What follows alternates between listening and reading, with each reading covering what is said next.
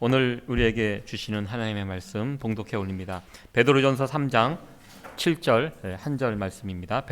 남편된 자들아, 이와 같이 지식을 따라 너희 아내와 동거하고 저는 더 연약한 그릇이요 또 생명의 은혜를 유업으로 함께 받은 자로 알아 귀히 여기라.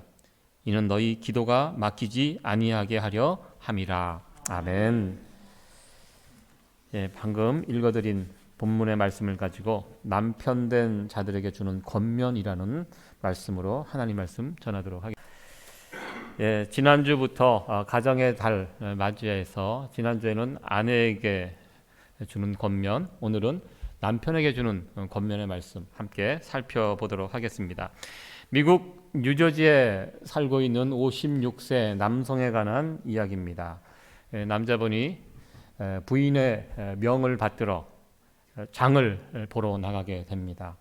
이것저것 사다가 $5짜리 오렌지 주스를 사가지고 왔습니다. 장을 보고 이것저것 물건을 확인하다가 영수증을 보다가 아내가 깜짝 놀라게 됩니다. 이 오렌지 주스가 5불로 찍혀 있는데 다른 곳에 가면 절반 가격에 파는데 5불이나 주고 오렌지 주스를 사왔다고 아내가 화를 내면서 당장 바꿔오라고. 그래서 이 남편이 아내의 잔소리에 이길 수가 없어서 그 주스 하나 들고 환불받기 위해서 다시 집을 나서게 됩니다. 마트 위에서 이 환불을 받으며 이게 계산하고 있는데 그 눈앞에 파워볼 그 복권이 눈에 들어왔습니다. 겨우 주스 하나 때문에 여기까지 온 것이 짜증이 났던 차에 그 환불받은 5불을 가지고 파워볼 복권 2장을 사게 됩니다. 그리고 그 다음날 자신의 차를 세차하러 나갔다가 편의점에 들렸는데 자신이 샀던 그 복권이 당첨이 된 것을 알게 되었습니다. 보통 여기에서 다른 이야기는 그 남편이 복권에 당첨이 되고 사라졌다, 뭐 이런 이야기가 또 있습니다. 그러나 여기에 나온 남편은 되게 착한 남편이었습니다. 너무 흥분해서 차에 앉아서 떨려서 2시간 동안 그 마음을 차에서 다잡은 다음에 다시 이제 집으로 들어가게 됩니다. 2시간 동안 돌아오지 않았던 그 남편을 바라보면서 첫 마디가 왜 이제 들어오냐고 또 불같은 화가 떨어졌는데요. 복권 당첨 사실을 이렇게 알려주자 함께 부둥켜 안고 기쁨의 눈물을 흘렸다고 합니다. 이때 당첨된 금액이 3억 1,530만 달러라고 합니다. 이 실제 있었던 이야기고요. 저 아저씨 보면 굉장히 착하게 생기셨죠? 이 이야기에 주는 교훈이 뭘까요? 우리도 뭐 복권을 열심히 사자 이런 이야기가 아니고요. 남편은 부모 아내 말을 잘 들어야 한다. 이것이 이 이야기의 결론이 아닌가 이렇게 생각을 해봅니다. 아내 말을 잘 들어서 망했다라는 이야기보다는 말을 잘 들어서 잘 됐다라는 이야기가 훨씬 많은 것 같습니다. 오늘 말씀의 제목이 남편된 자들에게 주는 권면의 말씀입니다. 남편된 자들에게 주시는 첫 번째 권면의 말씀, 바로 이것이라고 저는 생각합니다. 아내 말을 잘 들어라. 이것이 첫 번째 권면의 말씀입니다. 여기 남편된 분들 여럿 계신데요. 여러분들 아내 말 잘 들으시기를 축원합니다. 기분이 상당히 상하시는 것 같은데요. 잘 들으십시오. 지난주에 아내에게 주는 권면의 말씀을 우리가 함께 살펴보았습니다. 베드로전서 3장 1절에서 6절까지에 있는 말씀이 아내에게 주는 권면의 말씀입니다. 여러분들 기억나십니까? 일주일 전에 드렸던 말씀입니다. 아내는 남편에게 순종, 복종해야 한다. 하나님께서 가정에게 주신 질서에 따라 아내는 남편에게 순종, 순복해야 한다. 그 이유는 사라와 아브라함의 그 경우를 빗대어서 설명을 해드렸습니다. 사라에게 있어서 아브라함은 정말 못난 남편이었습니다. 자기 살자고 2번이나 아내를 팔아먹었던 정말 정신 나간 존경할 것 없는 그런 남편이었지만 그럼에도 불구하고 사라가 하나님 명령에 순종하여 아브라함을 주와 같이 섬겼고 그에게 복종했습니다. 그러자 하나님께서 사실 그 가정의 진짜 주인은 하나님이시거든요. 하나님께서 그 가정을 복되게 인도하시고 그 가정을 세워주셨다는 사실을 지난 시간에 말씀을 통해서 배웠습니다. 하나님께서 가정에 주신 질서에 따라 아내는 남편에게 순종해야 된다. 그리고 두 번째 권면, 아내는 외모를 치장하는 것도 중요하지만 내면을 단장해야 한다. 내면, 특별히 가족들을 대할 때 온유함, 부드러움으로 대하고 특별히 가정에서 중심을 잡는 사람이 아내라고 제가 말씀을 드렸습니다. 아내가 흔들리면 남편도 흔들리고 자식도 흔들립니다. 아내가 중심을 딱 잡고 있을 때 남편도 안정이 되고요, 자녀들도 안정이 된다. 그래서 지난 시간에 아내에게 주신 이 권면에 있는 말씀 여러분들 기억하시고 아내 되신 분들은 이 말씀을 명심하시고 이 말씀대로 행할 수 있는 우리 아내 되었으면 좋겠습니다. 그리고 오늘은 남편에게 주시는 권면의 말씀입니다. 남편에게 주신 권면의 말씀은 7절 한 절 말씀입니다. 제가 읽었는데요, 다시 한번 읽어보도록 하겠습니다. 시작. 남편 된 자들아, 이와 같이 지식을 따라 너희 아내와 동거하고 저는 더 연약한 그릇이요 또 생명의 은혜를 유업으로 함께 받은 자로 알라. 귀히 여기라. 이는 너희 기도가 막히지 아니하게 하려 함이라. 아멘. 7절 말씀을 보면 이와 같이 지식을 따라 동거하라라는 말씀이 눈에 먼저 들어옵니다. 지식을 따라. 남편은 아내와 같이 동거하는데, 가정을 세워가는데 지식을 따라 동거하라 이렇게 권면하고 있습니다. 남자와 여자가 만나서 가정을 세우게 됩니다. 가정을 세우고 나름대로 가정에 세우는 어떤 규칙과 룰에 따라서 가정을 이끌어 가게 됩니다.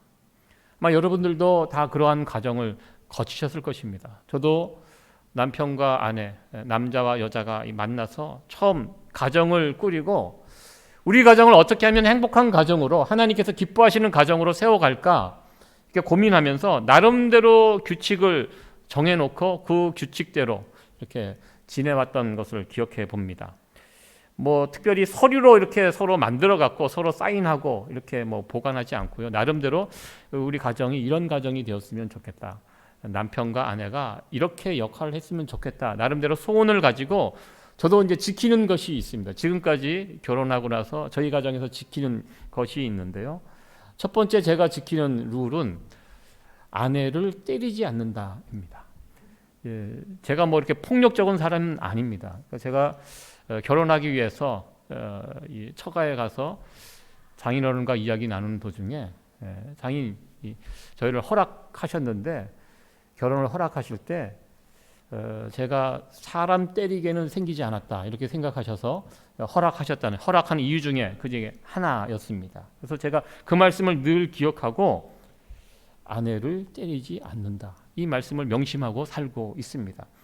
가끔 때려주고 싶을 때가 있습니다. 그러나 꼭 참습니다. 그 말씀을 기억하고 그 룰을 기억하고 제가 지금까지 때리지 않고 여기까지 왔습니다. 그리고 두 번째 규칙은 딴주머니를 차지 않는다. 부부가 이게 아내 몰래 돈을 이렇게 다른 통장을 만들어 놓고 관리하고, 근데 이런 것은 하지 않겠다. 그래서 결혼할 때부터 지금까지 딴주머니 차지 않고 어디 돈을 숨겨놓지 않고 그렇게 살고 있습니다. 저는 지갑에 있는 돈이 다입니다.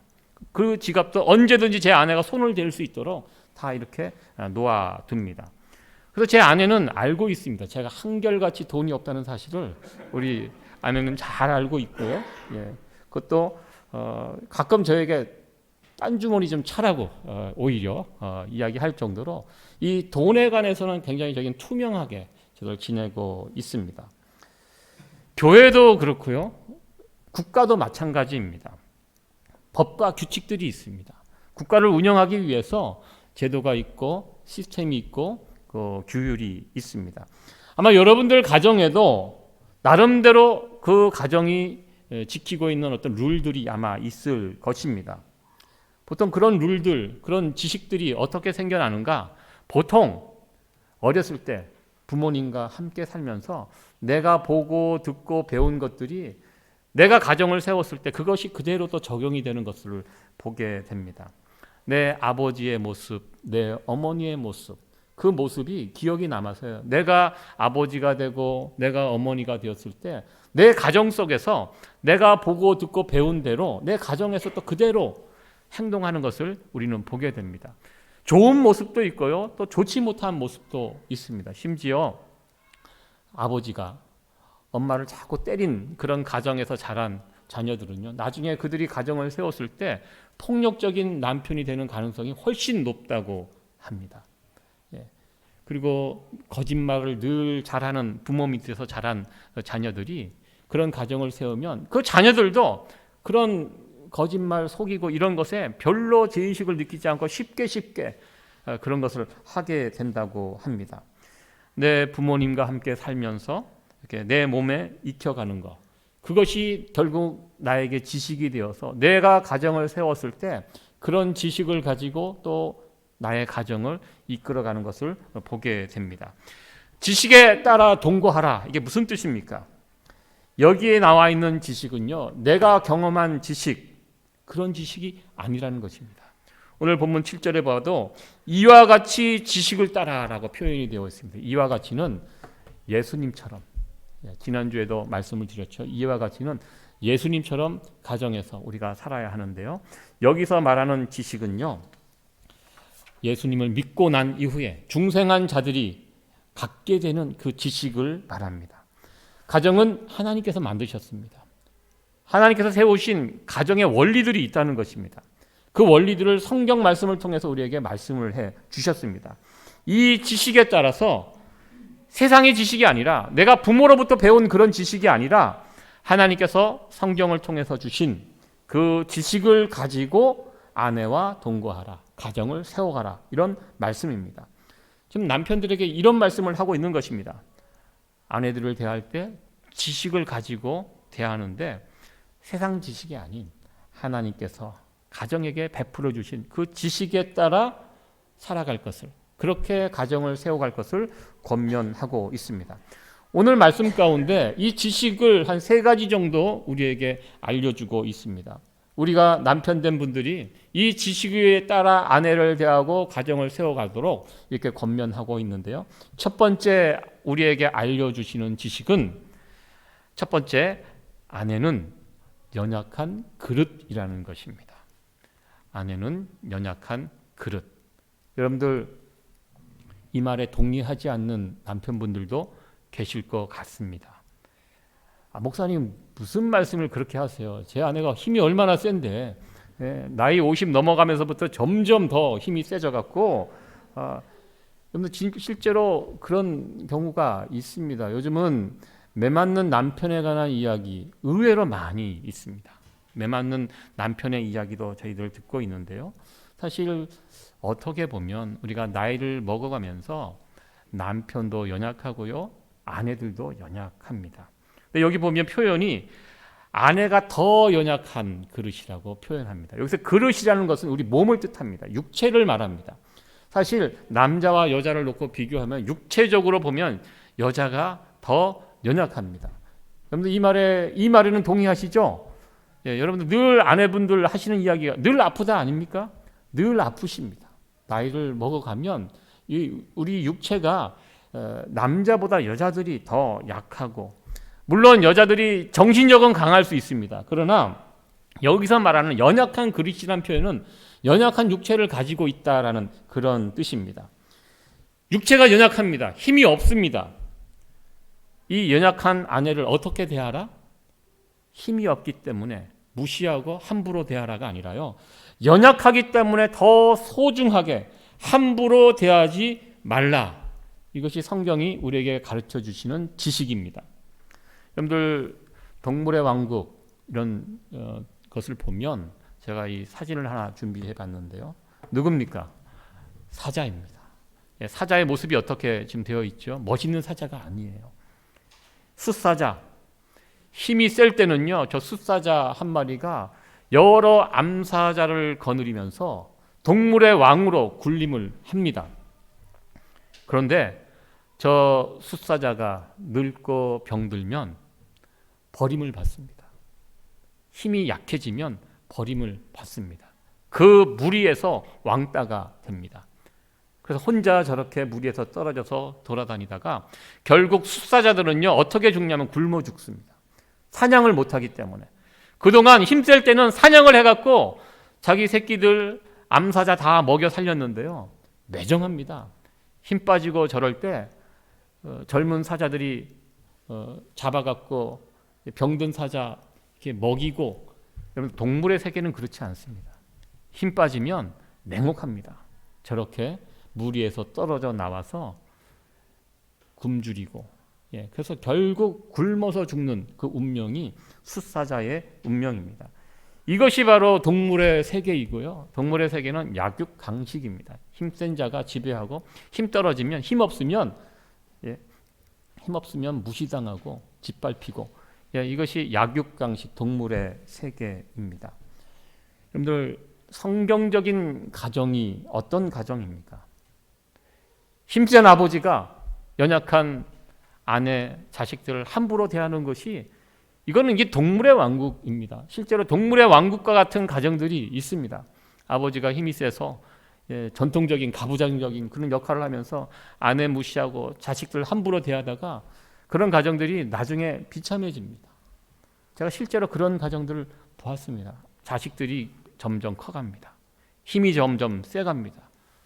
그러다가 어느 날 자식을 함부로 대하고 때리다가 자식이 아버지 손을 붙잡고, 아버지 그만하세요. 왜 그러세요? 이런 날이 온다는 것입니다. 이런 가정이요, 동물의 왕국입니다. 하나님께서 세워주신 가정은요, 동물의 왕국이 아니라는 것입니다. 하나님의 법이 어떤 법입니까? 하나님의 법은요, 강한 자가 약한 자를 소중히 여기고 돌봐주는 것이 하나님 나라의 법입니다. 그러니까 아내가 연약하다, 그래서 함부로 대해도 괜찮다, 이것이 아니라는 것입니다. 연약하기 때문에 더 소중히 여기고 더 함부로 대하지 않는 것, 이것이 하나님 나라의 법이고 하나님께서 세우신 가정의 지식이라는 것입니다. 여러분들, 우리가 즐겨 부르는 찬송가의 가사, 내가 연약할수록 그 다음에 어떻게 이어지죠? 더욱 귀히 여기사. 우리 주님께서 우리의 연약함을 아세요. 연약하면 연약할수록 우리 주님은 더 귀하게 여겨주십니다. 이것이 하나님 나라의 모습입니다. 하나님께서 세우신 가정의 모습이 무엇입니까? 남편과 아내가 있는데요, 아내는 더 연약한 육체를 가지고 있다는 것입니다. 더 연약한 육체를 가지고 있기 때문에, 내가 더 힘이 있기 때문에 내 힘을 가지고 짓누리고 끌고 가고 억지로 막 내가 하고 싶은 대로 다 하는 거, 이것은 동물의 세계나 있는 약육강식의 그 세계에서나 통용되는 모습이고요, 하나님께서 세우신 가정에서는 약육강식이 아닙니다. 하나님의 법, 연약한 자들을 끝까지 돌보고 책임지고 귀하게 여겨주는 것, 이것이 성경이 연약한 자들을 대하는 태도라고 말씀하고 있습니다. 그리고 하나님을 믿는 우리들은 이 지식을 가지고 우리의 가정을 세워야 한다는 것입니다. 하나님의 가정은 힘센 자가 연약한 자를 오히려 섬기고 온유하게 대하는 것이 바로 이 하나님의 가정입니다. 우리의 가정 가운데 이 하나님의 지식이 넘쳐나는 그런 가정이 되어지기를 간절히 축원합니다. 두 번째, 가정에 대한 성경의 지식 무엇인가? 다시 한번 7절 말씀 읽어 보실 텐데요. 저 빨간 글씨로 된 부분들을 주목하면서 같이 읽도록 하겠습니다. 시작. 남편 된 자들아, 이와 같이 지식을 따라 너희 아내와 동거하고, 저는 더 연약한 그릇이요 또 생명의 은혜를 위협으로 받은 자로 알아. 귀히 여기라. 이는 너희 기도가 막히지 아니하게 하려 함이라. 아멘. 우리가 배워야 하는 두 번째 지식, 성경의 지식. 남편과 아내는요, 함께 천국에 갈 사람이라는 사실을 우리가 기억하면서 우리의 가정 생활을 해야 한다는 것입니다. 우리가 이 땅에서 삶이 이 땅의 삶으로 마무리가 되는 것이 아닙니다. 죽으면 다 끝나는 것이 아니라는 것입니다.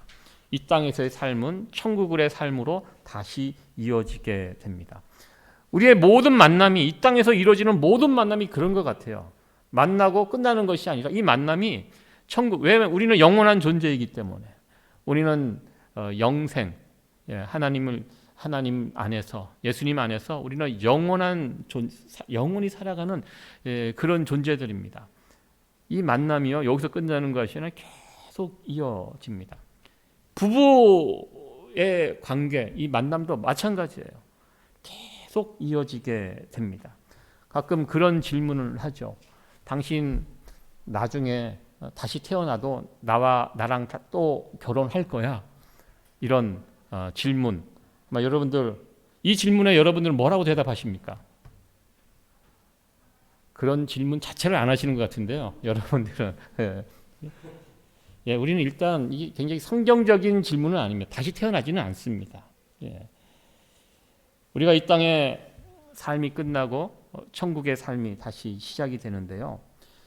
그 천국에서도 이 땅에서 부부로 지낸 사람이 천국에서도 부부로 지낼 수 있는가? 이런 질문, 이런 의문 품어봅니다. 여러분 어떻게 생각하십니까? 이 땅에서 부부로 있던 사람이 천국에 가서 부부로 같이 지낼 수 있는가? 이 땅에서 부모와 자식 관계로 살아간 사람이 천국에 가서 다시 부모와 자식으로 이렇게 만나게 그 관계를 유지하는가? 여러분들 어떻게 생각하십니까?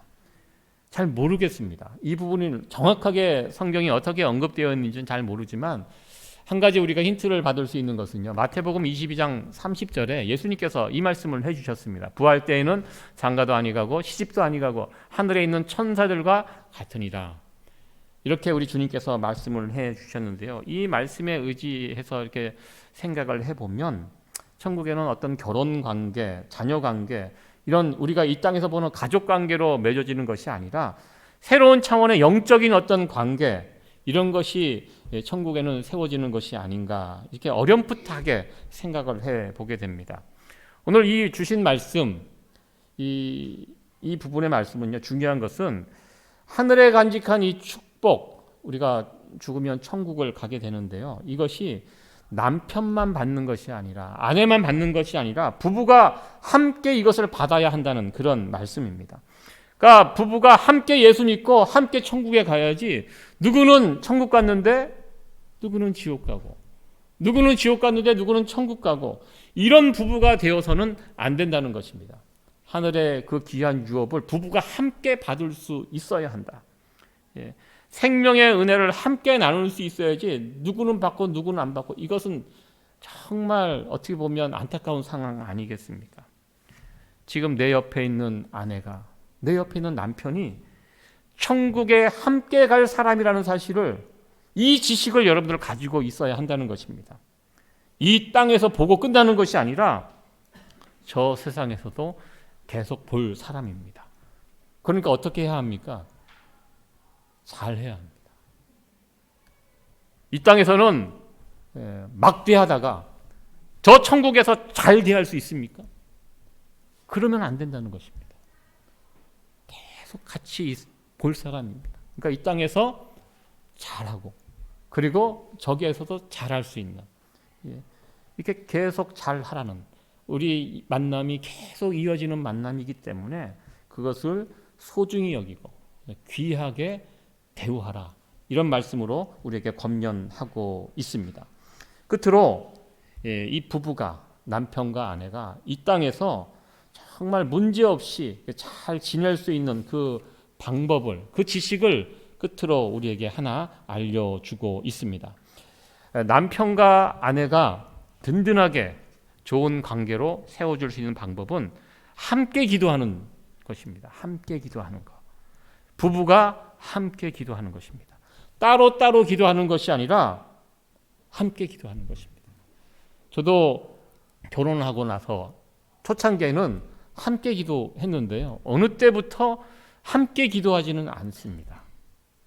아내가 기도하는 시간이 따로 있고요, 제가 기도하는 시간이 따로따로 있습니다.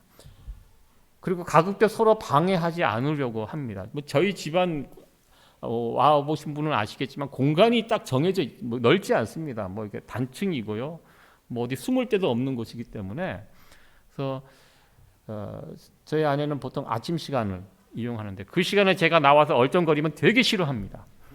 기도하는데 방해한다고 막. 그러면 저는 아내 기도하는 시간에는 제 방에 들어가서 문 닫고 가만히 제 일을 합니다. 그리고 제가 하는 시간에 누가 와서 방해. 근데 오늘 말씀을 통해서 새롭게 다시 한번 깨닫게 되는 것인데요. 부부는 물론 따로 기도할 시간도 필요하지만 같이 기도하는 시간이 필요하다는 것입니다. 여러분 혹시 남편분의 기도 제목 알고 계십니까? 지금 내 아내가 어떤 기도 제목을 붙잡고 기도하고 계신지 여러분 알고 계십니까? 내가 봐도 내 아내 기도 안 하는데요. 내 남편 기도 안 하는데 이렇게 얘기하지 마시고요. 마음에 품고 있는 소원, 지금 내 남편이 내 아내가 마음에 품고 있는 소원이 무엇인지, 기도 제목이 무엇인지 여러분 혹시 알고 계십니까? 두 사람이 같은 기도 제목을 붙잡고 기도하는 그 가정, 엄마와 아빠가 같이 기도하는 그런 가정, 그런 가정에 무슨 문제가 있겠습니까? 함께 기도할 수 있는 가정이 됐다면 그 가정에 문제는 저는 없다고 저는 생각해 봅니다. 하나님의 가정은요, 기도가 살아있는 가정입니다. 엄마와 아빠가 함께 기도할 수 있는 그런 가정, 참 귀한 가정이 아닌가 이렇게 생각을 해봅니다. 여러분들의 가정이 남편과 아내가 함께 기도할 수 있는 그런 영적으로 살아있는 가정이 되어지기를 간절히 축원합니다. 남편과 아내 그 사이에 기도 제목을 놓고 같이 한번 기도해 보시기 바랍니다. 그 안에 하나님의 응답이 있을 줄로 믿습니다. 오늘 말씀을 정리하도록 하겠습니다. 오늘 남편에게 주신 이 권면의 말씀입니다. 우리의 가정을 세워나가는 데 있어서 어떤 세상적인 지식이나 개인의 경험 그런 것들을 통해서 가정을 세우는 것이 아니라 성경적인 지식에 따라서 가정을 세워나가야 한다. 이 말씀을 제가 드렸습니다. 가정을 세워가는데 성경적인 지식이 무엇인가? 오늘 제가 3가지 말씀을 드렸습니다. 아내는 남편보다 더 연약한 그릇이라는 거. 남편분들 꼭 기억하시기 바랍니다. 그래서 그 연약한 그릇 어떻게 대해야 합니까? 연약하다고 막 무시하고 함부로 하고 이거는 세상의 모습, 동물의 왕국에나 있는 그런 못난 모습입니다. 하나님의 가정은요, 동물의 왕국이 아닙니다. 하나님의 법은, 하나님 나라는 언제나 힘센 사람이 연약한 사람들 앞에서 쩔쩔맵니다. 오히려 쩔쩔매고 오히려 더 소중히 여기고 함부로 대하지 않고 섬기는 것, 이것이 하나님 나라의 모습이고 하나님께서 세우신 가정의 모습이 될 줄로 믿습니다. 아내는 연약한 그릇이라는 사실을 남편 되시는 분들 꼭 기억하시고 그 연약한 그릇을 잘 섬길 수 있는 남편들 되기를 원합니다. 그리고 2번째, 아내와 남편은 함께 천국 갈 사람입니다. 우리는 함께 천국에까지 갈 사람입니다. 이 만남, 이 귀한 축복의 만남을 우리 하나님께서 허락해 주셨는데요. 이것을 깨닫고 이 관계를 소중히 여기고 이 땅에서 막대하고 천국에서 잘 대하고 이럴 수 없습니다. 이 땅에서도 잘 대하시고 또 이 천국에서도 잘 소중히 잘 대우할 수 있는 그런 아름다운 남편과 아내가 되어지기를 원합니다. 그리고 이런 소중한 관계를 세워가기 위해서 기도가 필요하고요. 남편과 아내가 함께 기도할 수 있는, 여러분들 함께 기도하면요 가정의 웬만한 문제 다 해결됩니다. 같은 기도 제목을 붙잡고 함께 기도하는 그 가정을 우리 하나님께서 축복하시고 여러분들의 함께 기도하는 기도의 제목을 속히 우리 하나님께서 이루어 주실 줄 믿습니다. 이 귀한 은혜가 여러분들의 가정 가운데 나타나지기를 간절히 축원합니다.